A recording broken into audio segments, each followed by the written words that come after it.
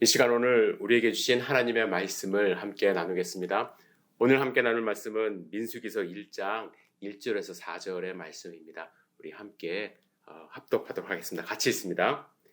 이스라엘 자손이 애굽 땅에서 나온 후 둘째 해 둘째 달 첫째 날에 여호와께서 시내 광야 회막에서 모세에게 말씀하여 이르시되 너희는 이스라엘 자손의 모든 회중 각 남자의 수를 그들의 종족과 조상의 가문에 따라 그 명수대로 계수할지니 이스라엘 중 20세 이상으로 싸움에 나갈 만한 모든 자를 너와 아론은 그 진영별로 계수하되 각 지파의 각 조상의 가문의 우두머리 한 사람씩을 너희와 함께 하게 하라. 아멘. 이 시간 오늘 우리에게 주실 말씀을 기대하면서 잠시 기도드리겠습니다. 사랑과 은혜가 충만하신 아버지 하나님, 오늘 주님이 주실 말씀을 기대합니다. 주님 말씀을 선포하여 주시옵소서. 주님의 말씀을 마음 가운데 새기고 우리가 2023년도를 새롭게 시작하면서 주님의 말씀 가운데 거하기를 다짐하는 귀한 시간 될 수 있도록 인도하여 주시옵소서. 주님이 친히 말씀하실 것을 믿고 의지합니다. 예수님의 이름으로 기도드렸사옵나이다. 아멘. 오늘부터 우리는 1월 18일까지 민수기서 1장부터 10장까지의 말씀을 함께 묵상하려 합니다. 민수기는 한문으로는 이제 국민의 숫자라는 의미가 있고 영어로는 이제 넘버스라고 되어 있어서 인구 계수를 위주로 하는 그런 성경으로 많이들 생각을 하십니다. 그래서 사람 이름이 많이 나오고 숫자가 많이 나오기 때문에 좀 지루한 성경 이렇게 인식을 하시는데, 물론 민수기서에서는 인구 계수를 하는 그 장면이 이제 2번 나타나긴 합니다. 하지만 민수기서의 주된 내용은 이스라엘 백성이 가나안 땅에 들어가기 전 약 38년간 이 광야에서 어떠한 삶을 살았는지에 대한 내용이 담겨져 있는 역사책입니다. 그래서 히브리어 원문 성경에서는 광야에서라는 뜻의 베미드바르라고 이제 원래 기록이 되어 있는데, 이것을 헬라어 성경으로 옮기면서 아리드모이, 즉 넘버스로 이제 정해졌고, 라틴어 성경 또 영어 성경 이렇게 번역되는 과정에서 모두 이제 넘버스, 그래서 이제 한국말에도 민수기서로 번역이 된 것입니다. 여러분, 솔직히 민수기서에 사람 이름이 계속 많이 나오기 때문에 읽기가 쉽진 않습니다. 하지만 아까도 말씀드렸듯이 이스라엘 백성이 출애굽한 후 가나안 땅에 들어가기 전에 약 38년간 일들을 역사적인 순서대로 기록한 책이기 때문에 역사적인 흐름을 따라 읽으시면 여러분들 충분히 흥미를 가지실 수가 있고요. 또 이 광야라는 세팅이 우리의 삶과 밀접한 관련이 있기 때문에 우리의 삶에 직접적으로 적용할 수 있는 중요한 내용이 많이 있기 때문에 가능하면 한 장 한 장 꼭 여러분들 묵상하시기를 주님의 이름으로 축복하며 부탁을 드립니다. 먼저 이 민수기서의 배경을 잠시 말씀을 드리고 싶은데요. 여러분들이 아시는 것처럼 이스라엘 백성은 이집트에서 출애굽하기 전에 약 430년간 살았습니다. 고센 땅이라는 곳에 이제 살게 되었죠.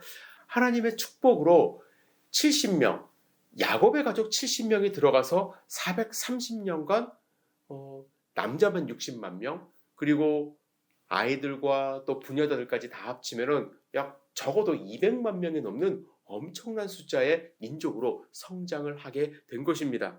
이렇게 엄청난 숫자로 성장한 히브리 민족을 바라본 이집트의 바로는 겁이 난 거예요.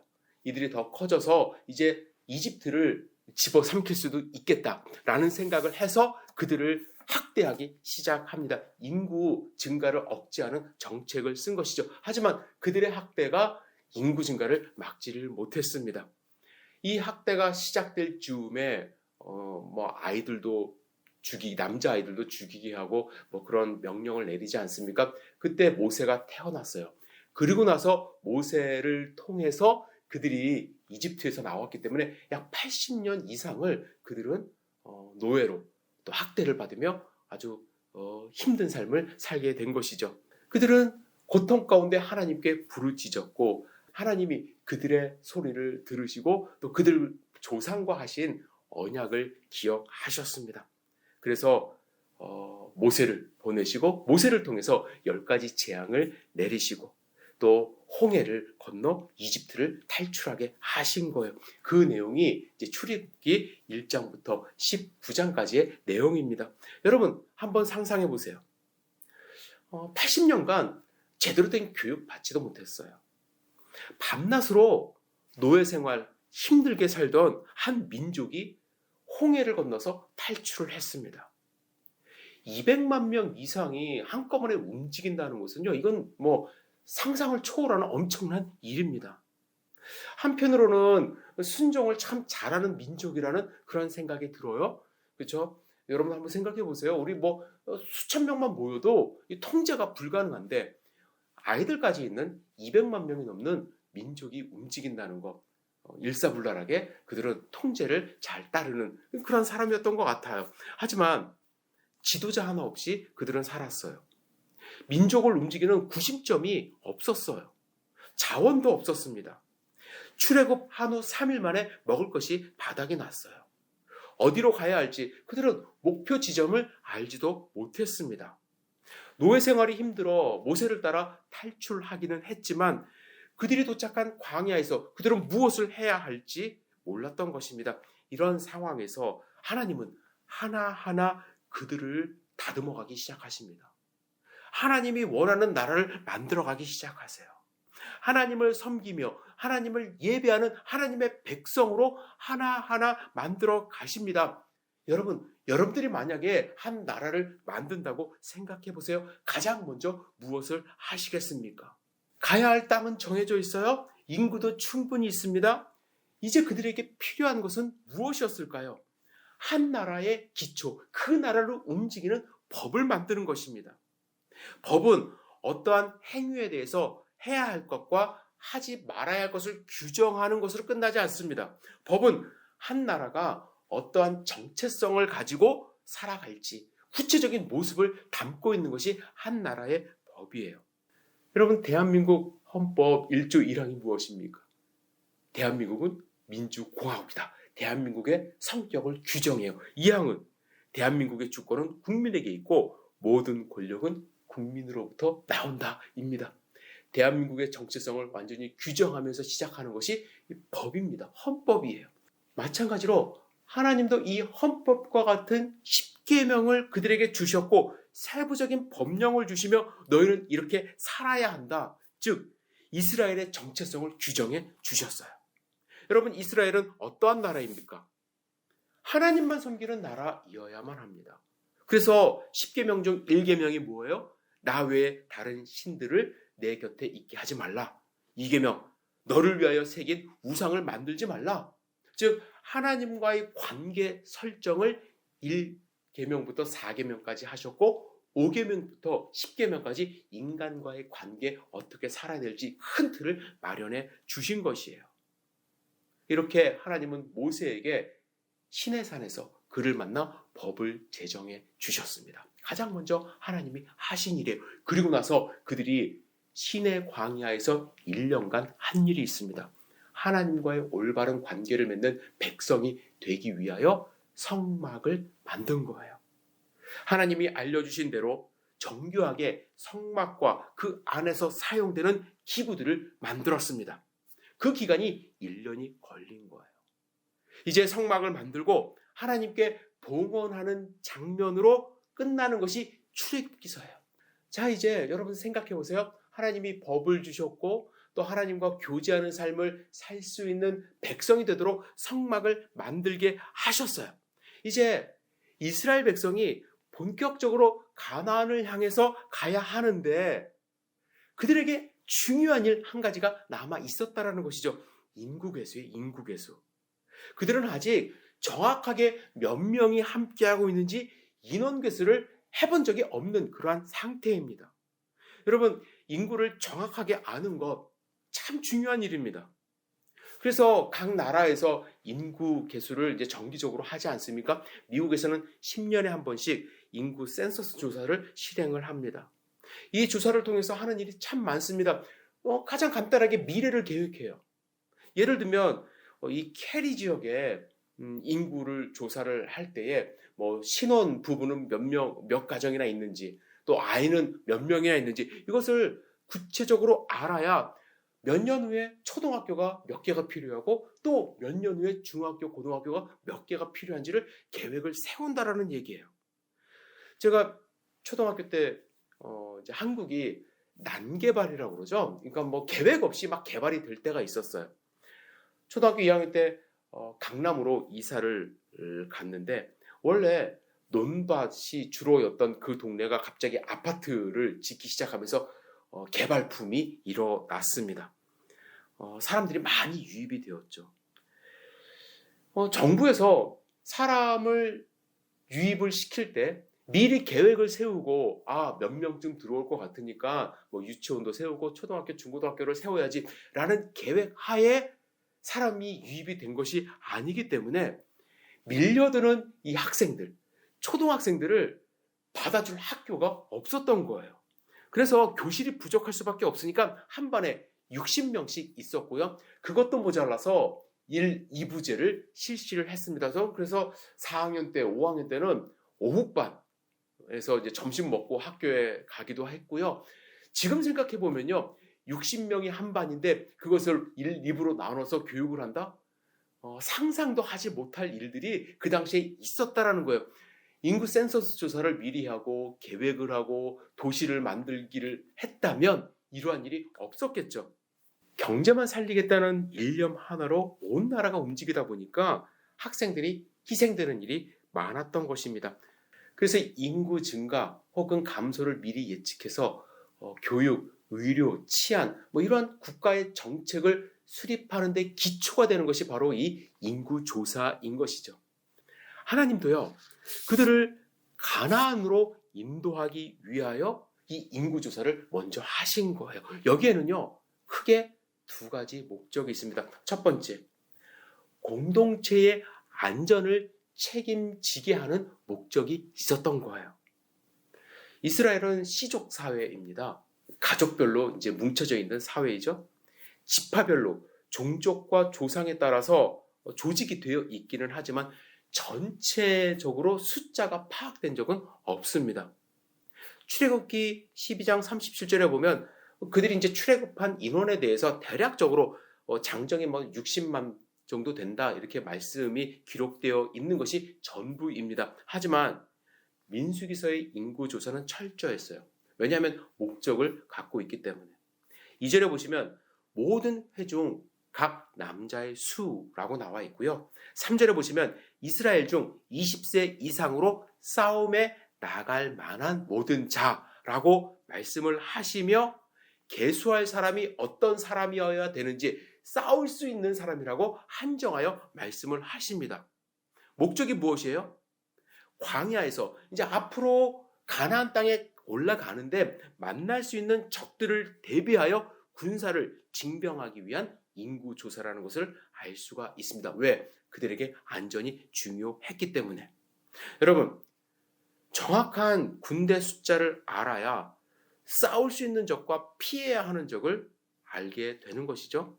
물론 하나님이 함께 하시기 때문에 어떠한 적도 물리칠 수 있다는 자신감은 있었을 거예요. 하지만 현재의 전력으로 절대로 싸울 수 없는 적도 그들에게 있습니다.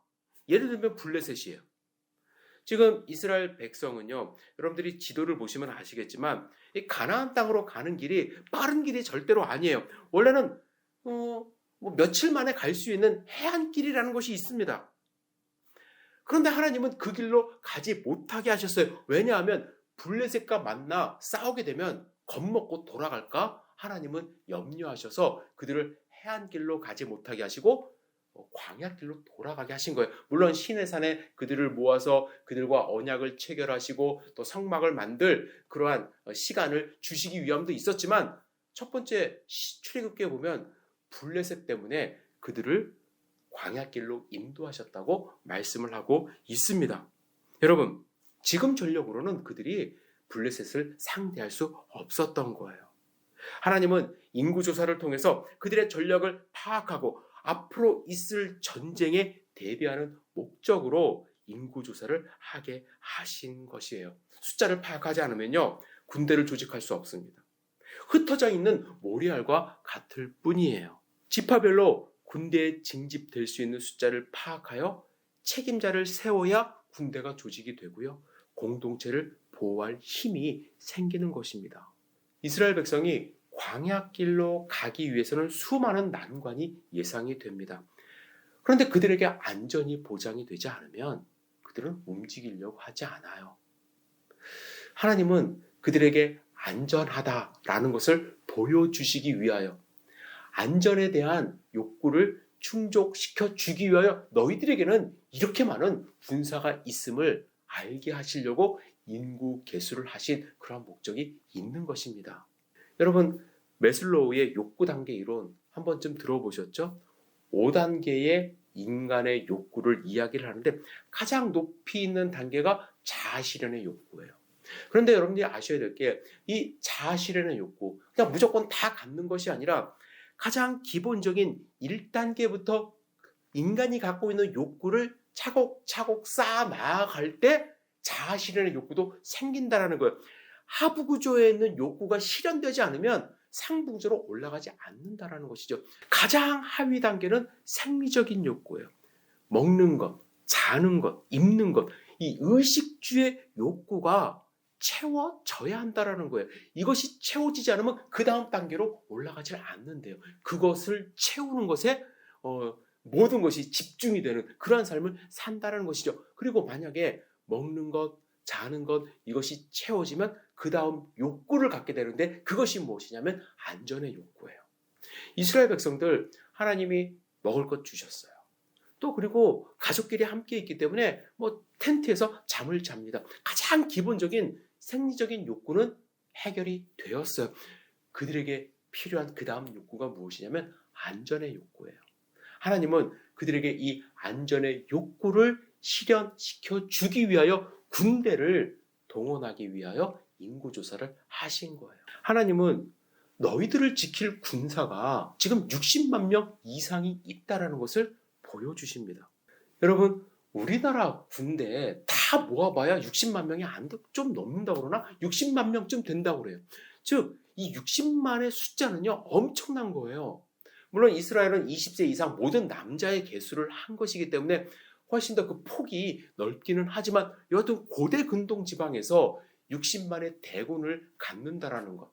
그들에게 안전의 욕구가 채워지고 있음을 하나님이 보여주시는 그러한 인구조사였다라는 것입니다. 그들은 할 수 있다라는 자신감을 얻게 된 것입니다. 두 번째로 인구조사를 통해서 하나님이 나타내고자 하신 목적은 하나님은 신실한 분, 즉 약속을 반드시 지키는 분임을 그들에게 알게 하시는 목적이 있었던 것입니다. 민수기서는 이스라엘 백성이 38년간 광야에서 생활한 모습을 기록한 역사책이라고 말씀을 드렸죠. 이 기록을 잘 살펴보면요, 두 가지 완전히 상반된 모습이 반복적으로 나타나는데요. 한 가지는 하나님의 신실하심이에요. 하나님은 반드시 약속을 지키는 분임을 나타내고 있습니다. 반면에 또 한 가지 모습은 이스라엘 백성의 불신 그리고 배신의 모습입니다. 이것이 반복적으로 나타나는 것이 민수기서의 내용이에요. 여러분, 원래 하나님의 계획이 무엇입니까? 가나안 땅에 그들이 바로 들어가는 것입니다. 그래서 12명의 정탐꾼을 보내지 않습니까? 하지만 10명의 정탐꾼과 그들이 한 보고의 내용을 들은 백성들이 울부짖기 시작했어요. 소리를 내서 하나님께 우리를 왜 여기서 죽이려 하십니까? 하나님을 믿지 못하는 모습이 나타난 거예요. 우리는 메뚜기와 같습니다. 이러한 모습. 하나님은 분명히 이 인구조사를 통해서도 하나님의 신실하심, 하나님은 약속을 반드시 지키는 분임을 보여주었음에도 불구하고 하나님을 원망하는 모습이 나타나자 도저히 이대로는 안 되겠다 하셔서 그들을 38년간 광야에서 떠돌게 하신 것입니다. 그래서 1세대는 다 거기서 죽게 하시고 다음 세대가 들어가게 하신 것이죠. 여러분, 그렇다면 인구조사를 통해서 하나님의 신실하심이 어떻게 드러났나요? 하나님은 아브라함에게 하신 약속, 수백 년 전에 아브라함에게 하신 그 약속이 지금 성취되었음을 그들에게 보여주신 거예요. 아브라함은 홀로 갈대아 우르를 떠났어요. 그때 아들이 없지 않았습니까? 조카 롯과 함께 떠났습니다. 그런데 하나님은 약속하셨어요. 너를 통하여 큰 민족을 이루겠다. 100세에 이삭을 얻었습니다. 신랄 같은 그런 희망이 생긴 것이죠. 민족을 이루는 희망이. 하지만 여러분 생각해 보세요.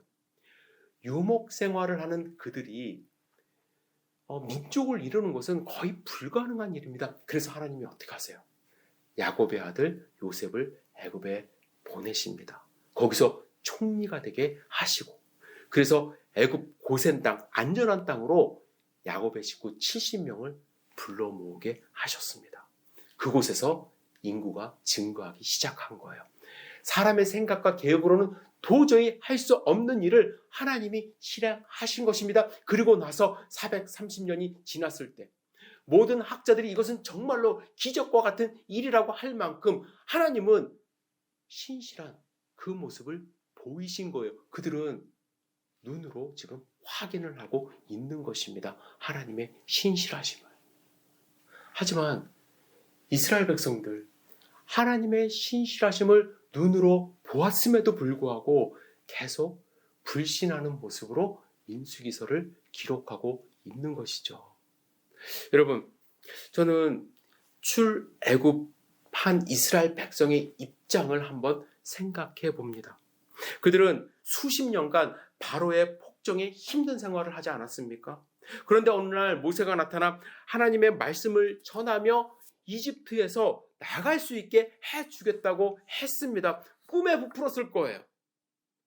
지긋지긋한 노예 생활을 청산할 수 있는 꿈이 생긴 거예요. 그리고 이 꿈은 실현되는 듯 했습니다.